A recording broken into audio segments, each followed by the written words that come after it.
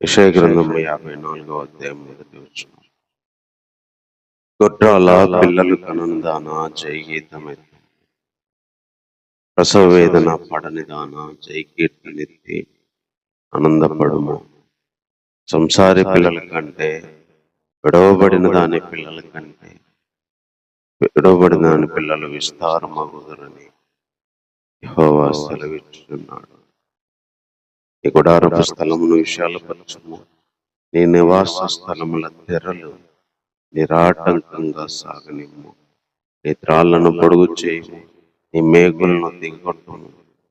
కుడివైపునకు ఎడమవైపునకు వ్యాపించు. నీ సంతానం అన్యజనముల దేశమును స్వాధీనపరచుకును. పాడైన పట్టణములను నివాస స్థలములుగా చేయి. ప్రేమ కలిగిన తండ్రి, నీకు వందనాలు. ఎవరు సాయం చేస్తూ ఆరాధన కోసం మీరు ఇచ్చిన పాటల కోసం మేము వందనాలు. అదేవిధంగా వాక్య తలంపుల కోసం కూడా వందనాలు. కొన్ని మాటలు ప్రభా మా హృదయముకు అవసరమైనవి మీరు ఇచ్చిన తలంపులు ప్రభా మరో విధంగా మాకు తెలియజేసి నీ నామానికి మేము తెచ్చుకోవాలి. ఈ ప్రార్థన మా రక్షకుడైన యేసుక్రీస్తు వారి నామములో ప్రార్థించి వేడుకుంటున్నాము తండ్రి, ఆమేన్. దేవుడు ఇశ్రాయేలు ప్రజలను ఎన్నుకోవడం అనేది ప్రపంచంలో ఎప్పుడు జరగని ఒక అద్భుతమైన సంఘటన. మనకు ద్వితీయోపదేశ కాండంలో, సంఖ్యాకాండంలో, నిర్గమకాండంలో, లేవియ కాండంలో వాళ్ళను ఎంత ప్రేమించాడో, వాళ్ళ కోసం ఎన్నెన్ని అద్భుతాలు చేశాడో, ఒక దేశాన్ని గడగడలాడించి వాళ్ళని బయటికి తెచ్చి వాళ్ళు వస్తుంటే అనేక దేశాల గుండెలు కూడా కరిగిపోయాయి. వీళ్ళు దేవుని ప్రజలు, వీళ్ళ దేవుడు యెహోవా, ఇశ్రాయేలు వీళ్ళని ఒక స్టాండర్డ్ దేవుడు వాళ్ళకి ఇచ్చాడు. వీళ్ళు ఇశ్రాయేలు ప్రజలు, వీళ్ళ దేవుడు యెహోవా అని ఒక హై లెవెల్ ప్రివిలేజ్ వాళ్ళకి ఇచ్చాడు. అందుకే ఆ రోజుల్లో ఎవరితో యుద్ధానికి వెళ్ళినావో జయమొచ్చేది. ఎక్కడికి వెళ్ళినా ఇశ్రాయేలు ప్రజలు చూసి భయపడేవాళ్ళు.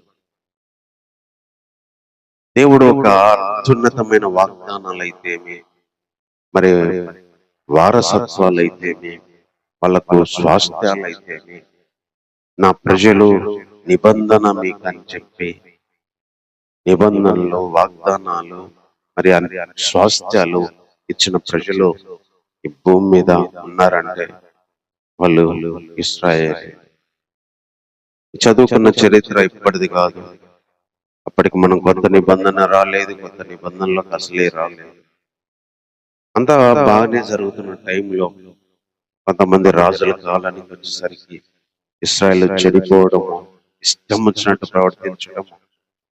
యెషయా గ్రంథము ప్రారంభ అధ్యాయములోనే నా జనులకు తెలివి లేదు, నా ఇశ్రాయేలుకు తెలివి లేదు, ఎద్దులకు తెలివి ఉంది, గాడిదలకు తెలివి ఉంది, అవి వెళ్ళి తమ సొంత దొడ్డి తెలుసు, తన కామందు తెలుసు, కానీ నా ప్రజలకు తెలియదా? ఆకాశం ఆలకించు, భూమి చెవియొగ్గు అని దేవుడు ఎంత ఇష్టపడి ప్రేమించి చేసుకున్న తన ప్రజలు దేవుణ్ణి మర్చిపోయిన స్థితిలో, దేవుని దగ్గరికి రాలేని స్థితిలో, దేవుని ప్రేమను కోల్పోయిన స్థితిలో ఉన్నప్పుడు యెషయా గ్రంథాన్ని దేవుడు రాయించాల్సి వచ్చింది. అందులో అనేక విషయాలు రాసి, నా ప్రజలు ఎంత తెలివి లేదు, నా ప్రజలకు వివేకం లేదు, నా ప్రజల అరికాల నుంచి తలనెత్తి వరకు వ్యాధి కలిగిన వాళ్ళు, నా ప్రజలు సమాధాన పడడానికి రారు, నా ప్రజలు బల్లర్పించినా వ్యర్థము, అసలు నా ప్రజలు వచ్చి బల్లర్పించకుండా మందిరాలు ద్వారాలు మూసేస్తే మేలని 1వ అధ్యాయంలో ఎన్నో విషయాలు చెప్పుకుంటూ వచ్చాడు. చెప్పుకుంటూ 39వ అధ్యాయం వరకు నా ప్రజలకు చేసిన తప్పులేంటి అని చెప్పుకుంటూనే తర్వాత అధ్యాయాలు నా ప్రజలను నేను వదిలిపెట్టాను, నా ప్రజలు నాకు కావాలి, నా ప్రజలను ఎలాగైనా నేను చేర్చుకుంటాను. ఇంతవరకు శరీరపరమైన సహాయాలు, శరీరపరమైన రాజులు, శరీరపరమైన స్వాస్థ్యాలు ఇచ్చి వాళ్ళని బయటికి తీసుకొచ్చాను. కానీ వాళ్ళకు శాశ్వతంగా యెషయి వేరు నుండి మొత్తు నుండి వేరు పుట్టబోతుంది. నీతి చిగురు రాబోతుంది. నా సేవకుడు రాబోతుండు, నాయన క్రీస్తు రాబోతున్నాడు అని చెప్పి యెషయి గ్రంథంలోనే ఒక సర్వోన్నతమైన వాగ్దానాన్ని, నిత్య నిబంధనకు కారకుడైన యేసుక్రీస్తు వాగ్దానాన్ని, ఆశ్చర్యకరుడు, బలవంతుడు, సమాధానకర్త, ఒక శిశువు కుమారుని కటిద్దనే ఒక అద్భుతమైన వాగ్దానాన్ని ఇశ్రాయేలు ప్రజలకు చేశాడు. మనకు ఇశ్రాయేలు ప్రజలకు చేసిన దానిలో ఈరోజు మనల్ని తీసుకొచ్చి అంచు కట్టి భాగస్థులు చేశాడు. అలాంటి ఒక అత్యున్నతమైన ప్రేమ దేవుడు తన ప్రజల మీద కనపరుస్తూ వచ్చాడు. అందుకే వాళ్ళు చేసిన పాపాలను బట్టి వాళ్ళు శిక్షిస్తూనే, వాళ్ళు చేసిన పాపాలను బట్టి వాళ్ళను దూరం పెడుతూనే మర్చిపోలేని ప్రేమ. ఇదే యెషయా గ్రంథంలో చెప్తాడు, తల్లి తన చంటి బిడ్డను కరుణింపకుండా మరిచిద్దా, వాళ్ళైనా మరుస్తారు, నేను మరువను అంటాడు. అంటే వాళ్ళు ఎన్ని తప్పులు చేసి ఎంత దూరం, ఒక పక్క దూరం అయ్యారు, నా ప్రజలు నా దగ్గర లేరంటూనే, ఒక పక్క నేను వదిలిపెట్టను అని చెప్తూనే వాళ్ళని ఆదరిస్తూ వచ్చినాడు. 53వ అధ్యాయంలో యేసు ప్రభువు వాళ్ళ కోసం ఏ విధంగా మారబోతున్నాడు, ఏమేం చేయబోతున్నాడు చెప్తూ వచ్చాడు. అలా చేయబోయే ఒక శుభ పరిణామం మీకుంది కాబట్టి 52వ అధ్యాయంలో అనేక విషయాలు చెప్తాడు. లే, బలం తెచ్చుకో, సుందర వస్త్రాలు ధరించుకో, ధూళి దులుపుకో, వచ్చి మెడకట్లు తెప్పుకో అన్నాడు. నా జనులు కలిగే బాధ నేను చూశాను, నా జనులు పెట్టేవాళ్ళు లేచేవాళ్ళు నేను చూశాను. నా సేవకుడు రాబోతున్నాడు, విడిపించబోతున్నాడు, ఆయన ఆదరించబోతున్నాడు. ఆ సేవకుడు ముందు రాజులు సైతం నోరు మూసుకోబోతున్నారు. అలాంటి ఒక సేవకుడిని మీకు పంపించబోతున్నాను అని చెప్పాడు. అదే విధంగా 54వ అధ్యాయంలో కూడా దేవుడు ఎన్నడూ చరిత్రలో మర్చిపోలేని వాగ్దానాలు ఈరోజు ప్రతి విశ్వాసికి ఎక్కడో అక్కడ జీవితాంతం గుర్తుండిపోయే వాగ్దానాలు చేశాడు. ఆదరించే వాగ్దానాలు రాయించాడంటే 54వ అధ్యాయంలో ఉన్నాయి. అందులో చెప్తున్న ఈ మొదటి 3 వచనాలు చెప్పింది ఏంటంటే, గొడ్రాల పిల్లలు కనుందానా, ప్రసవ వేదన పడనుదానా. అంటే ఒక పక్క గొడ్రాళ్ళు పిల్లలు లేరు, ప్రసవ వేదన లేదు అని బాధ కలిగించే పరిస్థితిని చెప్తూనే, మరో పక్క నీ పిల్లలను విస్తారమై ఇశ్రాయేలుకి చెప్పిన అత్యున్నతమైన వాగ్దానం, నీ గుడారపు స్థలాలు విశాలపరచు, నీ నివాస స్థలాలు నిరాటంకంగా సాగని, నీ మేకులను దిగొట్టు, నీ తాళ్ళను పొడుగు చేయి, కుడి వైపున వెడమ వైపుకి నువ్వు వ్యాపిస్తావు. నీ సంతానం వెళ్ళి అన్ని జనుల దేశాన్ని స్వాధీనపరచుకుంటది, పాడైన స్థలాలను కూడా నివాస స్థలాలుగా చేస్తాను. అంటే ఆ రోజు ఇశ్రాయేలు ప్రజల పరిస్థితి ఎలా ఉందంటే, అన్ని జనులు పట్టబడి దోచుకొని వేరే రాజులకు అప్పగించాడు దేవుడు. నెబుకద్నెజరు వచ్చాడు, అంతకుముందు అష్షూరు రాజు వచ్చాడు. సిరియా వాళ్ళు ఇశ్రాయేలు 10 గోత్రాల రాజ్యాన్ని ఆక్రమించుకొని దాన్ని ఒక కుప్పెట్లోకి వెళ్ళింది. బబులోను రాజు వచ్చి యూదా రాజ్యాన్ని, మందిరాన్ని తగలబెట్టి ఆ రాజ్యం వల్ల కంట్రోల్లోకి వెళ్ళింది. ఇశ్రాయేలు క్షీణించిపోయిన దశలో ఉన్నారు, ఇశ్రాయేలు పాడైన దశలో ఉన్నారు. ఇశ్రాయేల్లో ఒక గొడ్రాలి బ్రతుకు, ఒక వేదన బ్రతుకు, సమస్తాన్ని కోల్పోయిన, పిల్లలు కోల్పోయిన ఒక తల్లి లాంటి జీవితం అయిపోయింది. సమస్తం కోల్పోయిన బ్రతుకు అయిపోయింది. వాళ్ళకి చెప్తున్నాడు, నీ పిల్లలు వాళ్ళకంటే విస్తారం అవుతారు, నీవు కుడివైపు వెడవైపు వ్యాపిస్తావు, నీ గుడారపు స్థలము విశాలమైంది, నీ నివాస స్థలాలు తెరలు నిరాటంకంగా వెళ్ళిపోతాయి, పాడైన స్థలాలను కూడా మళ్ళీ బాగవుతాయి, పాడైన పట్టణాలు ఇల్లు బాగా అవుతాయి అని చెప్పి వాళ్ళు విస్తారం అవుతారు, వాళ్ళ నివాసాలు అభివృద్ధి చెందుతాయి, పాడైన వాళ్ళ నివాసాలు బాగవుతాయి, వాళ్ళు వ్యాపిస్తారని ఒక గొప్ప వాగ్దానాన్ని చేశారు. ఈరోజు మనకు దేవుడు కూడా ఎంతో ప్రేమ కలిగిన వాడు, నా ప్రజలు నన్ను బాధ పెట్టారు, హింసించారు, నా ప్రజలకు తెలివి లేదు, నా ప్రజలు నిలువెల్ల పాపం కలిగిన వాళ్ళు, నా ప్రజలు ఇలాంటి వాళ్ళని చెప్తూనే అలాంటి వాళ్ళను దేవుడు వదిలిపెట్టేవాడు కాదు. రోజు మనం అలాంటి స్థితిలో ఎన్నోసార్లు దేవుడికి దూరమై దేవుని ప్రేమను మనం కోల్పోయిన స్థితిలో ఉన్నాం. గొడ్రాలు బతుకుతున్నా, సమస్తం కోల్పోయిన బ్రతుకుతున్నా, తర్వాత పాడైన బ్రతుకొచ్చిన, పట్టబడిన బ్రతుకొచ్చిన, క్షీణించిపోయే బ్రతుకొచ్చిన, అన్ని వైపులా బంధించబడిన స్థితికి వచ్చిన, తిరిగి విస్తరింపజేసేవాడు, తిరిగి సాగింపజేసేవాడు, తిరిగి అభివృద్ధి కలిగించేవాడు, తిరిగి పాడైన వాటిలో మనల్ని నింపేవాడు. ఆ రోజు ఇశ్రాయేలుకి ఇచ్చిన అమూల్యమైన వాగ్దానం, నీ పిల్లల్లో అందరికంటే విస్తారమవుతారు. ఆ రాజులు వచ్చి చంపి నాశనం చేసి ఈరోజు క్షీణించిపోయిన వాళ్ళు విస్తారమవుతారు. స్వాస్థ్యం పట్టబడింది, దోచుకోబడ్డారు కదా, మళ్ళీ వ్యాపిస్తారు. పాడైన స్థలాలు మళ్ళీ బాగా చేయను అని ఆ రోజు దేవుడు వాళ్ళకి ఇచ్చినట్టు మన జీవితంలో పాడైనవి, ఆత్మకు సంబంధించిన, శరీరానికి సంబంధించిన పాడైన బ్రతుకులను బాగు చేస్తాడు. పాడైన జీవితాలను, మైండ్లను, హృదయాలను బాగు చేయగలడు. అభివృద్ధి ఆగిపోయిన దాన్ని విస్తరింప చేయగలడు. గొట్టాలు బ్రతుకుతో ఉన్న మనకు ఏ ఏ విషయాల్లో గొట్టాలతో మనం ఉపయోగించిన, అది మానసికంగా, శారీరపరంగా, అభివృద్ధి పరంగా, ఆస్తి పరంగా, ఏ విషయాల్లో ఆ స్థితి అనుభవిస్తారు వాళ్ళకంటే విస్తారంగానే చేస్తాడు తప్ప, ఉన్నోళ్ళ కంటే ఇంకా ఎక్కువ చేస్తాడు తప్ప తక్కువ చేయడు అని చెప్తున్నాడు. తర్వాత ఇంకొక మాట ఇక్కడ చెప్తున్నాడు, 4వ వచనం కానుంచి, భయపడకు, నీవు సిగ్గుపడక్కర్లేదు, అవమానాన్ని తలంచుకోము, నీవు లజ్జపడక్కర్లేదు, నీ బాల్యకాలపు సిగ్గును మరుస్తావు, నీ వైద్యపు నింద నీకు మీదట జ్ఞాపకము చేసుకున్నావు. నేను సృష్టించిన వాడు నీకు భర్త అయి ఉన్నాడు, సైన్యములకు అధిపతి యెహోవా అని ఆయనకు పేరు. ఇశ్రాయేలు యొక్క పరిశుద్ధ దేవుడు నీకు విమోచకుడు, సర్వలోకానికి దేవుడు అని ఆయనకు పేరు. నీ దేవుడు ఈ మాట చెప్తున్నాడు, ఏంటంటే విడవబడి దుఃఖాకాంతురాలైన భార్యను పురుషుడు రప్పించినట్లు, తృణీకరించబడిన భార్య, యవనపు భార్యను పురుషుడు రప్పించినట్లు యెహోవా నిన్ను పిలుచుచున్నాడు.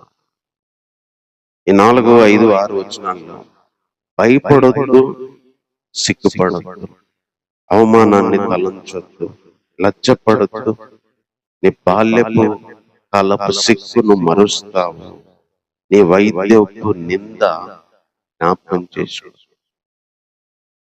ఎందుకంటే ఇశ్రాయేలు ప్రజలు ఒక అత్యున్నతమైన బ్రతికిన వాళ్ళు, ఒక గౌరవం ఉండేది, ఒక పేరుండేది. ఇశ్రాయేలు ప్రజలకు ఒక స్థానం ఉండేది, అగ్ర రాజ్యం ప్రపంచంలో. ఇశ్రాయేలు దేశాన్ని చూసి, ఇశ్రాయేలు ప్రజలను చూసి యుద్ధాలకు వెళ్ళడానికి ధైర్యం చేయరు. వాళ్ళకు ఒక హై ప్రివిలేజ్ ఉండేది, దేవుడు వాళ్ళతో ఉంటాడు, దేవుడు ప్రజలు వాళ్ళు అని ఆ రోజుల్లో. కానీ ఎప్పుడైతే రాజులు వచ్చి ఆక్రమించుకున్నారు, రాజులు పట్టుకొని పోయి రాజులు చెరసాలకు తీసుకెళ్ళి రాజులను అందరినీ చంపి, వేరే రాజులు పట్టణాన్ని పట్టుకొని ప్రజలను పట్టుకొని బందీలు చేసుకొని వాళ్ళకు సిగ్గును, అవమానాన్ని, బాధను తెచ్చారు. అలాంటి వాళ్ళతో చెప్తున్నాడు, భయపడొద్దు, సిగ్గుపడొద్దు, లజ్జపడక్కర్లేదు, సిగ్గుపడక్కర్లేదు. నీకు వచ్చిన నింద మరుస్తూ, నీకు వచ్చిన బాల్యకాలపు బాధ మరుస్తూ, నీకు సైన్యములకు అధిపతి యెహోవా మాట ఇస్తున్నాడు, లోకానికి దేవుడైన పరిశుద్ధుడని మాట ఇస్తున్నాడు. పరిశుద్ధ దేవుడు చెప్తున్నాడు, సైన్యములకు అధిపతి చెప్తున్నాడు, సర్వలోకానికి దేవుడు నీకు చెప్తున్నాడు. ఒక పురుషుడు తన భార్యను రప్పించినట్టుగా, విడవబడిన దుఃఖాకాంతురాలైన భార్యను రప్పించినట్టు, తృణీకరించబడిన భార్యను రప్పించినట్టు నీ దేవుడు నిన్ను పిలుస్తున్నాడు. ఆ రోజు ఇశ్రాయేలు ప్రజలకు ఆదరణ లేదు, వాళ్ళు చెరపట్టబడ్డారు, సర్వం కోల్పోయబడ్డారు, సిగ్గు, అవమానాన్ని తలంచుకొని కృంగి కృషిస్తున్నారు. ఎంత బతికి ఈ బతుకు వచ్చామే, మన పట్టణాలు, మన రాజులు, మన వంశము, మన గౌరవము, మన స్థితి, మన ఆహారము, మన పంటలు, మన ధాన్యము, మన దేవుడు, మన బలులు, మన మందిరము, మన స్థానం ఏంది అని చెప్పి వాళ్ళ జీవితాలు సిగ్గు, అవమానము, బాధ, వేదన, ఒక విధవరాలు నింద, బాల్యకాలపు నింద అనుభవిస్తున్న స్థితిలో ఉన్న వాళ్ళకి దేవుడు నిన్ను పిలుస్తున్నాడు. సర్వలోకానికి దేవుడు నీకు మాట ఇస్తున్నాడు. సైన్యములకు అధిపతి యెహోవా నీకు చెప్తున్నాడు. దేవుడు నిన్ను పిలవబోతున్నాడు. ఈరోజు మన జీవితాల కొన్నిసార్లు బాధను ఎదుర్కోవచ్చు, నిందను ఎదుర్కోవచ్చు. ఇశ్రాయేలు ప్రజలు కదా దేవుని మాట వినకుండా దుఃఖాన్ని, అవమానాన్ని, సిగ్గును, అపకీర్తిని, అవమానాన్ని తెచ్చుకున్నట్టు తెచ్చుకోవచ్చు. కొన్ని సర్వం కోల్పోయి ప్రతిదీ మరి దుఃఖానికి, బాధకి, అవమానానికి, సిగ్గుకు మన జీవితాలు వెళ్ళిపోవచ్చు. వాళ్ళతో చెప్తున్న మాట, మనతో చెప్తున్న మాట భయపడవద్దు, సిగ్గుపడక్కర్లేదు. అవమానాన్ని తలంచొద్దు. ఎంత అవమానం కలిగిందో తలంచొద్దు, లజ్జపడక్కర్లేదు. బాల్యకాలపు సిగ్గు విడిచిపోతాం. కాలపు సిగ్గు, నింద నీ మీద జ్ఞాపకానికి గుర్తు రాకుండా నీకొచ్చిన సిగ్గు, నీకొచ్చిన అవమానం, నీకొచ్చిన నింద, నీకొచ్చిన బాధ, నీకొచ్చిన ఇవన్నీ మర్చిపోయే విధంగా దేవుడు నేను పిలవబోతున్నాడు. మర్చిపోయే విధంగా దేవుడు నేను రప్పించబోతున్నాడు.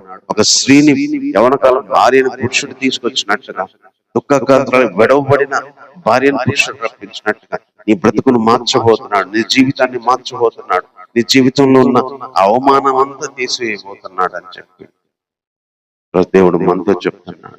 మనకు చేయగలిగిన వాడు, మనకి ఇవ్వగలిగిన వాడు ఆయన.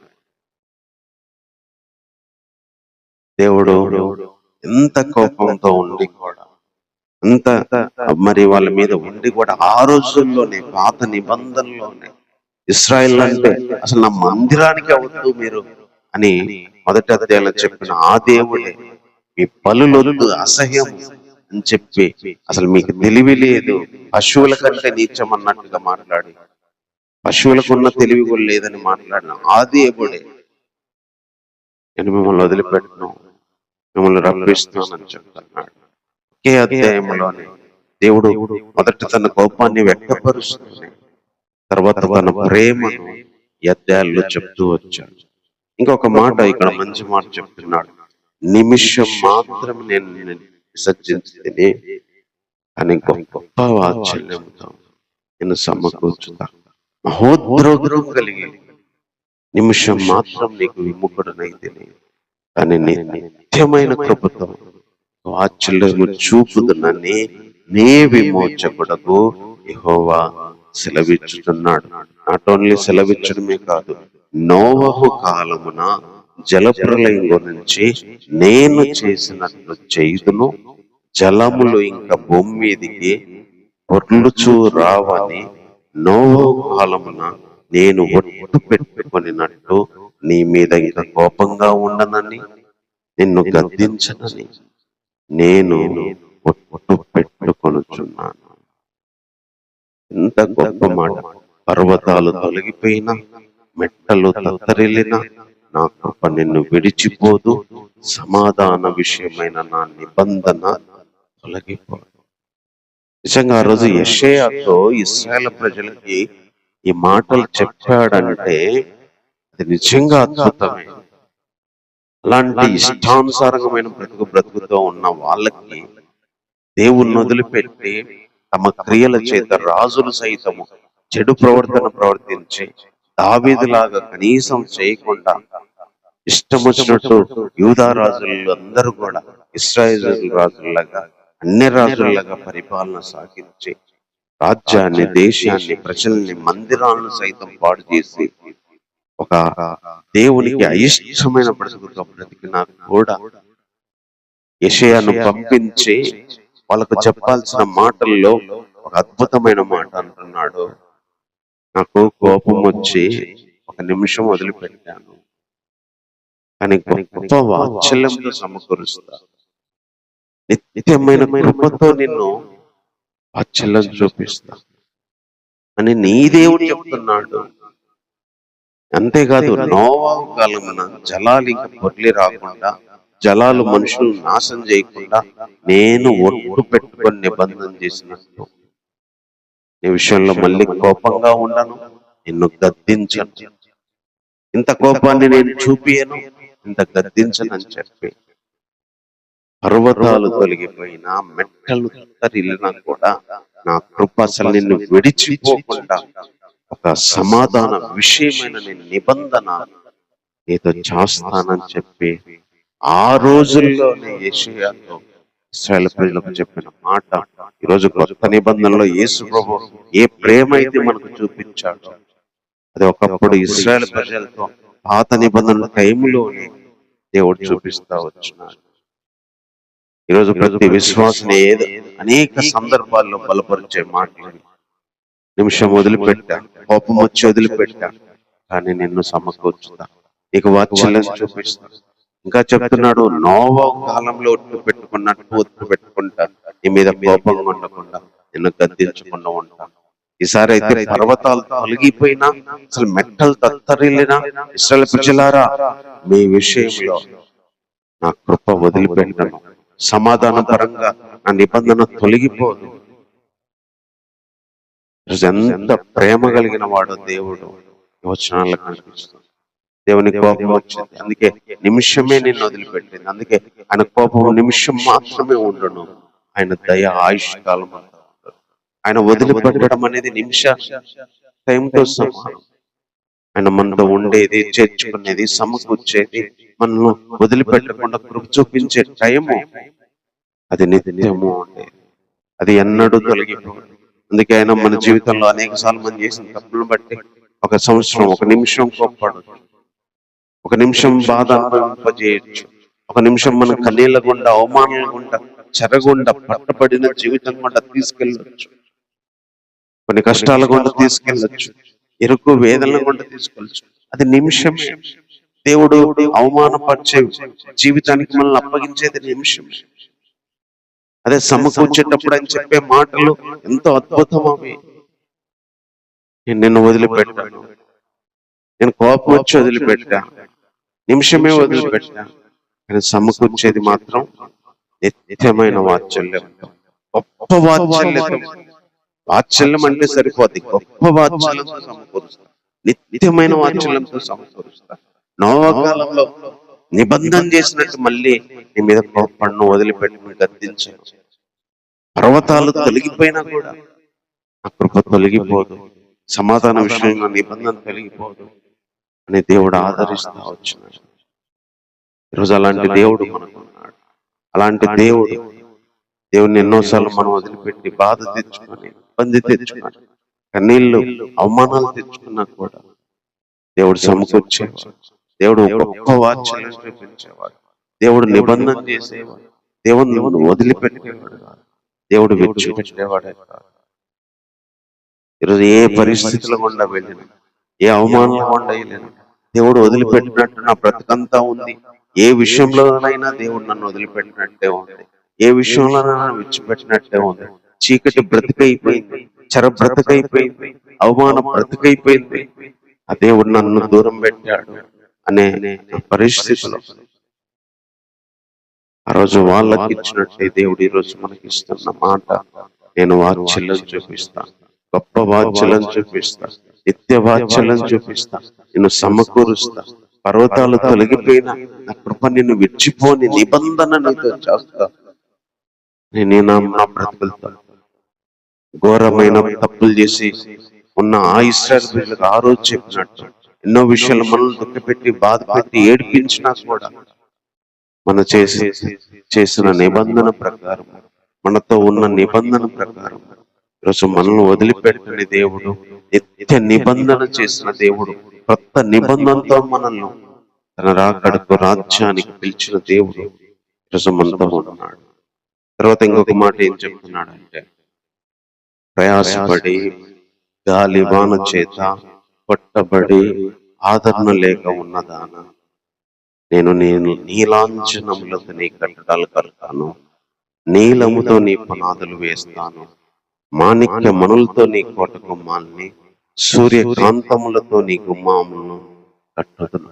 ప్రశస్తమైన రత్నాలతో నీకు సరిహద్దులు ఏర్పరుతున్నావు. నీ పిల్లలందరూ యెహోవా ఉపదేశం పొందుతారు. నీ పిల్లలకు అధిక విశ్రాంతి కలిగింది. నువ్వు నీతి గలదానవై స్థాపింపబడతావు. నువ్వు అసలు భయపడకడం లేదు. బాధించే వాళ్ళందరూ నీకు దూరంగా ఉంటారు. భీతి నీకు దూరంగా ఉంటది, అది నీ దగ్గరికి రాదు. జనులు గుంపుగూడిన వాళ్ళు నా వలన కూడా నీకు విరోధంగా గుంపుగూడే వాళ్ళందరూ నీ పక్షపు వారవదు. ఆలకించుము, నిప్పులు ఊది తన వృత్తికి తగినట్టుగా పనిముట్టు చేయి కుమ్మరిని సృజించువాడను నేనే. నాశనము చేయుటకై పాడు చేయవాన్ని సృజించువాడను నేనే. నీకు విరోధంగా రూపించబడిన ఏ ఆయుధము వర్తిల్లదు. న్యాయ విమర్శలో నీకు దోషారోపణ చేయు ప్రతి వానికి నీవు దోషారోపణ నేరస్థాపన చేసేది. ఇక్కడ చెప్తున్న మాట ఇశ్రాయేలు ప్రజలకు ఎంత మంచి మాట చెప్తున్నాడంటే, ఒక అలంకార రూపమైన పదాల్ని ఇక్కడ ఉపయోగించాడు. ప్రయాసపడి గాలి వాన చేత కొట్టబడి ఆదరణ లేక ఉన్నదానా. ఒక స్త్రీ గురించి మాట్లాడలేదు, ఇశ్రాయేళ్ల వంశం గురించి, ఇశ్రాయేల్ ప్రజల మొత్తాన్ని కలిపి చెప్తున్న మాట. నువ్వు ప్రయాసపడి గాలి వానకు కొట్టబడితే చల్లా చెదరైపోయినట్టు అయిన దానా, ఎటువైపు ఆదరణ లేకుండా జీవితం గాలి వానకి అల్లకోలమైనట్టుగా అయిపడున్నదానా. ఆ మాటలోనే దేవుని ప్రేమ మనకు అర్థమవుతుంది. ఈరోజు మన జీవితం కూడా ఎంత ప్రయాసపడ్డాం, గాలి వానకు పుట్టినట్టు ఎలా జీవితం అవుతుందో, ఎలా ఆదరణ లేక అల్లాడిపోతున్నాం. ప్రతిదీ దేవుడు చూశారు. ఇశ్రాయేలు ఎంత ప్రయాసపడ్డారు, ఎంత ఆదరణ లేక. గాలి వాన కొట్టితే ఇల్లు, మేడలు, రోడ్లు ధ్వంసమైనట్టుగా, చల్లా చెదరైపోయినట్టుగా, అల్లకోలమైన బ్రతుకుతో బ్రతికి ఆదరణ ఎటువైపు లేని వ్యక్తులకు చెప్తున్నారు. మన జీవితాలను పిలిచేవాడు, చూసేవాడు. చూడడమే కాదు, నేను అట్లా కూలిపోయి కొట్టబడి మొత్తం ధ్వంసమైన ఆ నిర్మాణాలను ఎలా కడతానని చెప్తున్నాడు తెలుసా? నీలాంఛనములతో కడతా, నీలములతో నీ పునాదులు వేస్తా, సూర్య మాణిక్య మనులతో నీ కోట గుమ్మాలను కడతా, సూర్య కాంతాలతో నీ గుమ్మాలను కడతా, ప్రశస్తమైన రత్నాలతో కడతా. మనకు తెలుసు, తుఫాన్లు వచ్చి ఒక పట్టణాన్ని అల్లకొలం చేస్తే ఇల్లు, పొలాలు, మరి చెట్లు, రోడ్లు అల్లకొలం అయిపోతాయి. నిర్మించడం చాలా కష్టం. ఇశ్రాయేల్ జీవితాలు కూడా అలా అయిపోయినాయి, ఇశ్రాయేల్ బ్రతుకులు అలా అయిపోయినాయి, ఇశ్రాయేల్ రాజ్యం అలా అయిపోయింది, దేశ పరిస్థితి అలా అయిపోయింది, అల్లకోలం అయిపోయింది. ఎంతో ప్రయాస, గాలి వాన చేత కొట్టబడి ఆదరణ లేక అల్లాడిపోయిన బ్రతుకైపోయింది. కట్టడాలు, నిర్మాణాలు మొత్తం కూలిపోయిన బ్రతుకైపోయింది. అలాంటి వాళ్ళతో చెప్తున్న ఒక అత్యున్నతమైన వాగ్దానం, నీలాంఛనాలతో కడతా, ఈసారి మా నీలంతో కడతా, సూర్యకాంతాలతో కడతా, ప్రశస్తమైన రత్నాలతో పునాదులు, సరిహద్దులు కడతానని చెప్తున్నాడు. ఎంత గొప్ప వాగ్దానం. కొన్నిసార్లు మన జీవితం కూడా ఇశ్రాయేల్ ప్రజల జీవితంలాగా కొట్టబడి సర్వం చల్లా చెదరైపోయి జీవితం ముక్కలైపోయి ఎటు వైపు నుంచి ఆదరణ లేక అన్ని విషయాల్లో నలిగిపోయినట్టుగా అయిపోవచ్చు, కూలిపోయినట్టు అయిపోవచ్చు, గొప్ప కూలిపోవచ్చు. మనం ఒకసారి హైదరాబాద్ లో 18 లక్షలు అప్పు చేసి ఇల్లు కట్టుకున్నారన్న. హైదరాబాద్ లో గవర్నమెంట్ వాళ్ళు వచ్చి ఒక్క నిమిషంలోనే ఇల్లు కూలగొట్టారు. ఇది గవర్నమెంట్ ప్లేస్ లో ఉంది.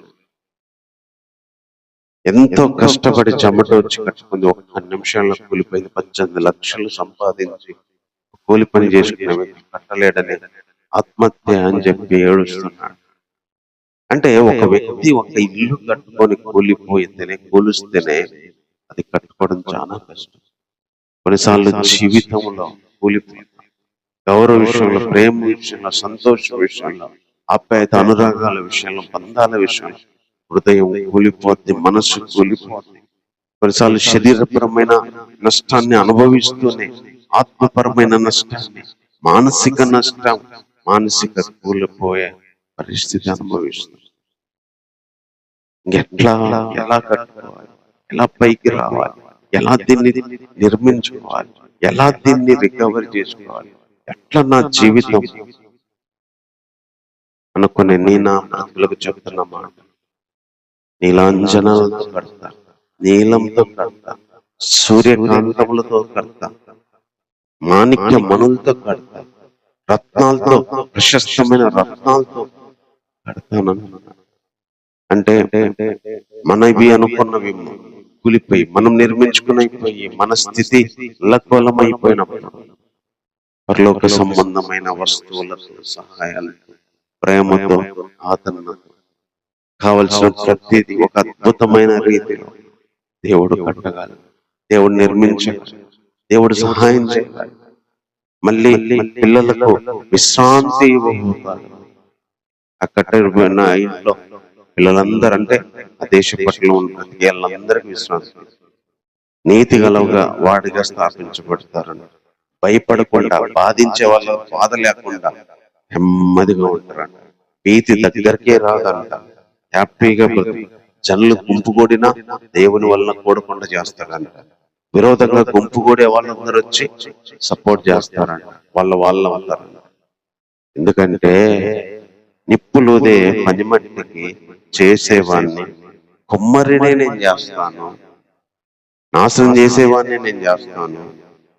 అలాంటిది నీకు విరోధంగా ఎవ్వరు ఏ ఆయుధం ప్రయోగించాలన్నా వారి వల్ల కాదు. నీకు విమర్శ చేసిన వాళ్ళందరి మీద నువ్వు విమర్శ చేస్తావు. నా సేవకుల నీతి దానివల్ల కనపడింది. వారి స్వాస్థ్యము ఇదే అని చెప్తున్నాడు. ఇదే వారి స్వాస్థ్యము, ఇదే యెహోవా వాక్కు. నా నీతి ఏంటో, నేను చేయబోయే అద్భుతం ఏంటో మీకు తెలిసింది. నిజంగా కట్టి పిల్లలందరూ విశ్రాంతినిచ్చి సుఖ సంతోషమైన జీవితం ఇవ్వడమే కాదంట, బయట నుంచి వచ్చే బాధ, భయాలకి దేవుడు కంట్రోల్ చేస్తాడంట. దేవుని వలన రాకుండా అడ్డుకట్టేస్తాడంట.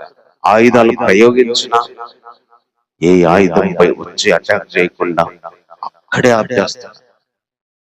అందుకే దేవుడు ఈ రోజు కూడా ఇశ్రాయేల్ ప్రజలను కాపాడుతూ వచ్చాడు. ఎన్ని మిసైల్ వేసినా, ఎన్ని యుద్ధాలు జరుగుతూ ఉన్నాయి మనకు తెలుసు. యుద్ధాల్లో ఇశ్రాయేల్ చిన్న దేశమైన చుట్టుపక్కల ఉన్న దేశాలతో ఈరోజు పోరాడుతుందంటే, ఈరోజు బట్టగట్టిందంటే దేవుడు వాళ్ళకు ఉండబట్టి. అంత చిన్న దేశమైన ఈరోజు ప్రపంచంలో ఉన్న దేశాలు ఇశ్రాయేల్కి భయపడుతున్నాయంటే, ఎన్ని మిసైళ్ళు వచ్చినా, ఎన్ని వచ్చిన మధ్యలోని ఆకాశంలోని కూల్చగలిచే టెక్నాలజీ ఉంది.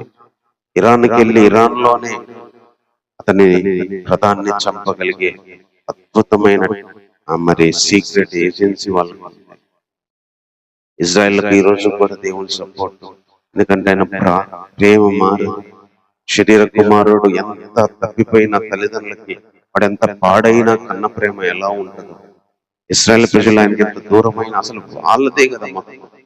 వాళ్ళ నుంచి మనం వచ్చాం, అన్ని జనులమైన మనకు వచ్చింది, అన్ని జనులైన మనకిచ్చింది. దేవుడు తన ప్రజలను వదిలిపెట్టాడు, తన ప్రజలతో ఉంటాడు, వాళ్ళని నిర్మించాలి, వాళ్ళని కట్టగలడు అని చెప్పడానికి నిదర్శనం.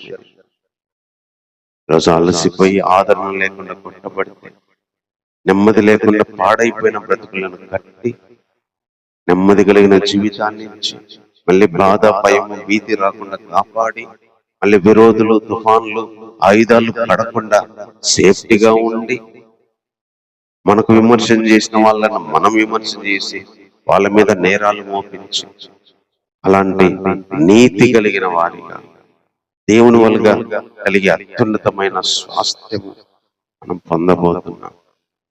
ఆ రోజు ఇశ్రాయేల్ను అలాగే ఆదరించినట్టు అద్భుతమైన మాటలు ఈరోజు యెషయా ఆ రోజు చెప్పాడు. ఈరోజు సార్వత్రిక సంఘానికి 54వ అధ్యాయంలో ఉన్న విషయాలు ఎన్నోసార్లు ఎంతో మంది భక్తులను సైతం ఆదరించి నిలబెట్టి, కూలిపోయినప్పుడు, విడవబడినప్పుడు చల్లా చెదురైపోయినప్పుడు, దేవుని ప్రేమను కోల్పోయినప్పుడు దేవుడు ఎంత ప్రేమిస్తున్నాడు, ఎంత చేర్చుకోవడానికి ఇష్టపడతాడు, మళ్ళీ నిర్మించి ఎలాంటి ఒక జీవితాన్ని ఇస్తాడు. ఈ అధ్యాయం చదువుకున్న ప్రతి విశ్వాసకి దేవుడు ఆదరణకరంగా ఎన్నోసార్లు ధైర్యపరిచిన సందర్భాలు మనం చూస్తాం. దేవుళ్ళు తొలగిపోకుండా వచ్చిన బాధలను, శ్రమలను, అవమానాలను, నిందలను తట్టుకొని, అలజడులను తట్టుకొని, గాలిబాణ చేత చల్లా చెదరైన జీవితాన్ని తట్టుకొని నిలబడడానికి దేవుని మారని ప్రేమ, విడువని ప్రేమ ఎప్పుడు నా మీద ఉంది అని నిరీక్షణతో సాగడానికి 54వ అధ్యాయం దేవుడు చరిత్రలో నిలబడే విధంగా బైబిల్లో రాశాడు. ఈరోజు అదే మాటలు మనకు జ్ఞాపకం చేస్తూ వచ్చాడు. కాబట్టి మాటలను బట్టి కొద్ది నిమిషాలు దేవుని ప్రార్థన చేసుకుంటాం. ప్రేమ కలిగిన నాయన, త్వరగా సహాయం చేస్తూ వచ్చావు నాయన. పాత నిబంధన టైంలోని యేసుక్రీస్తు ఈ భూమి మీదకి రాకముందే ప్రభా ఇశ్రాయేలు ప్రజలకు తెలివి లేకుండా ప్రభా ఎంత కోపంతో వాళ్ళను అసహించుకున్న బ్రతుకులో అన్నట్టు ఉన్న వాళ్ళకు కూడా ప్రభా ఎన్ని వాగ్దానాలు ఇచ్చారు నాయన. ఈరోజు మా జీవితాలు కూడా నిన్ను బాధ పెట్టి ఎన్నోసార్లు అవమానాన్ని, సిగ్గును తెచ్చుకున్నాడు. పట్టాలు బ్రతుకుతో బతుకుతున్నాడు. వ్యాపించడానికి బదులు క్షీణించిపోయిన బ్రతుకు, విస్తరించడానికి బదులు ఉన్నది కోల్పోయిన బ్రతుకుకి మానసికంగా, శరీరపరంగా మా బ్రతుకులో క్షీణించిపోయి నిందకి, సిగ్గుకి, అవమానానికి తలదించుకున్న పరిస్థితులు ప్రభా, ఆయా విషయాల్లో, అనేక విషయాల్లో ప్రభా రోజు నీ వాగ్దానం ఇశ్రాయేలుకి ఇచ్చినట్టుగా దేవా తిరిగి వ్యాపింపచేయండి, తిరిగి విస్తరింపచేయండి, తిరిగి ప్రభా నింద, సిగ్గు మరిచేటట్టు చేయండి, అవమానాన్ని మర్చిపోయేటట్టు చేయండి ప్రభా. ఆర్థిక విషయాలు, ఆత్మీయ విషయాలు, కుటుంబ విషయాలు ఇవన్నీ మర్చిపోయి నిత్య ఆనందాన్ని మేము అనుభవించాలి ప్రభా. ఆ రీతిగా మీరు సహాయం చేస్తారు ప్రభా. అంతేకాకుండా నా తండ్రి, పురుషుడు యవన బిడ్డను చేర్చుకుని హృదయం మీరు మమ్మల్ని పిలవబోతున్నందుకు ఈ వందనాలు చెల్లిస్తున్నాను తండ్రి. నేను నిత్య ప్రేమకు ఏమి ఇవ్వగలను ఆయన, ఏమి చెల్లించగలను తండ్రి. మమ్మల్ని తిరిగి పిలిచే దేవుడుగా ఉన్నందుకు వందనాలు. ఎన్నిసార్లు నీ మాటకు దూరమై, నీ ప్రత్యక్షతకు దూరమై, నీ సన్నిధికి దూరమై ప్రభా అలాంటి బ్రతుకుతున్న మా బ్రతుకులకి తిరిగి రప్పించబోయే మాటనిచ్చినందుకే వందనాలు. సర్వలోకానికి దేవుడు, సైన్యములకు అధిపతి అయిన దేవుడు, నీ కోపం వచ్చి ఆ నిమిషం మాత్రమే వదిలిపెట్టావు. జరిగిన సంవత్సరాలన్నీ అవసరాన్ని దృష్టిలో నిమిషమే లేని కృపతోనైనా ఈ వాత్సల్యాన్ని చూపించాను. నిత్యమైన కృపతో ఆదరిస్తాను. గొప్ప వాత్సల్యం తిరిగి సమకూర్చండి. నిబంధన మారిపోయిన నిబంధన, ఇశ్రాయేలుతో చేసిన నిబంధన, పర్వతాలు తొలగిపోయిన నోకాలంలో ఒట్టు పెట్టుకున్న ప్రభా నా మా జీవితాల్లో సహాయం చేయండి. నా మా జీవితాల్లో చూపించండి దేవా. ఇవ్వండి. అంతేకాకుండా ప్రయాసపడి తాలిబాన్ చేత కొట్టబడినట్టు ఆదరణ లేకున్న స్థితిలో ఈరోజు నా అమ్మ జీవితాలు ఎంతోమంది కుటుంబాలు తిరిగి లేవలేక, తిరిగి కట్టుకోలేక, తిరిగి నిలబడలేక ఎన్నోసార్లు ఆశలు కోల్పోయి, అవకాశాలు కోల్పోయి, ఉన్నవన్నీ కోల్పోయి ఒంటరి బ్రతకడం, ఒంటరి జీవితంతో నిరీక్షణ చల్లా చెదరైన స్థితిలో ఆనందాలు ఉన్నాయి, ఆప్యాయతలు ఉన్నాయి, అనురాగాలు ఉన్నాయి, సంతోషాలు ఉన్నాయి, ప్రేమలు ఉన్నాయి. కనికరించండి, కనికరించండి, కనికరించండి, తిరిగి చేర్చుకోమని ప్రార్థిస్తున్నాను. మీరే కృప చూపించండి, మీరే సహాయం చేయండి. ఇంతవరకు మీరు తోడుగా ఉండి నడిపించినందుకు వందనాలు చెల్లిస్తున్నాను. నీకేమి ఇవ్వగలం నాయన, ఏమి చెల్లించగలను నాయన. ఇలాంటి జీవితాలను కట్టి ఏ భయం లేకుండా విశ్రాంతి ఇచ్చి బయట నుంచి వచ్చే ప్రతిదీ కూడా కాపాడి ఉన్నతమైన జీవితాన్ని ప్రవహిస్తానని ప్రస్తుతం వాళ్ళకు వాగ్దానం చేశాం. ఏ మాటలు ఈరోజు మాట్లాడుతూ వచ్చారు దేవా. మమ్మల్ని కడుపు ప్రభా దేవా, నెమ్మది ఇవ్వండి, విశ్రాంతి ఇవ్వండి. తిరిగి బయట నుంచి వచ్చే బాణాలను తట్టుకొని రాకుండా చేయండి ప్రభా. అదేదిగా ఈ వాక్యం ఎంతమందికి అవసరమో వారికి కూడా పంపించండి. నాతో మాతో మాట్లాడినందుకు హృదయపూర్వకంగా వందనాలు చెల్లిస్తున్నాను. ఆరాధనలు ఎంతవరకు సాయం చేసినందుకు వందనాలు. వచ్చిన వారిని ఆత్మీయ జీవితాన్ని, వారి పనులు, ఆరోగ్యాలను, ఆత్మీయ జీవితాన్ని జ్ఞాపకం చేసుకున్నారు. చుట్టుపక్కల ఉన్నవారు, గ్రామాన్ని, పట్టణాన్ని, బంధువులను, స్నేహితులను, రక్త సంబంధాన్ని తెలిసిన వారు ప్రభా జ్ఞాపకం చేసుకున్నారు. రాజులను, అధికారులు, సేవకులను, సంఘాలను, విశ్వాసులు, భూమి మీద ఉన్న ప్రతి ఒక్కరికి ఈ ప్రేమను మనం ఆయా బాధలతో ఉన్నారు, రోగాలతో ఉన్నారు, సమస్యలతో ఉన్నారు, అప్పులతో ఉన్నారు, చదువుతున్నారు, వాళ్ళ కోసం సిద్ధపడుతున్నారు ప్రభా. అదేవిధంగా ప్రభా ఉద్యోగాల కోసం చూస్తున్నారు, పనుల కోసం చూస్తున్నారు, ఆయా కష్టాల గుండా, శ్రమల గుండా, అవమానాల గుండా వెళ్తున్నారు, అప్పుల గుండా వెళ్తున్నారు, ఆర్థికంగా ఇబ్బంది పడుతున్నారు. ఇటన్నిటి విషయంలో ఎందుకంటే ముఖ్యంగా రక్షణ లేకుండా పాపంలో బంధించబడి రక్షణకు దూరంగా ఉన్నవారు ఉన్నారు. కనికరించి సాయం చేయమని, సమకూర్చమని, నీకేమి ఇచ్చినది తీర్చుకుంటాను. ఈ ప్రార్థన మా రక్షకుడైన యేసుక్రీస్తు ప్రార్థించి వేడుకుంటున్నాము తండ్రి. ఆమేన్. మన తండ్రి అయిన దేవుని ప్రేమ, మన కుమారుడు మన రక్షకుడైన యేసుక్రీస్తు వారికి పరిశుద్ధాత్మ యొక్క సహాయము సన్నిధి మనకు ఈ వాక్యం విన్నవారికి, అనేకులకు వినడానికి, వినబోతున్న వారికి, సేవకుల ద్వారా విన్నవారికి, ప్రపంచంలో ప్రతి ఒక్కరికి తోడైండి నడిపించు. ఆమేన్. అందరికీ వందనాలు.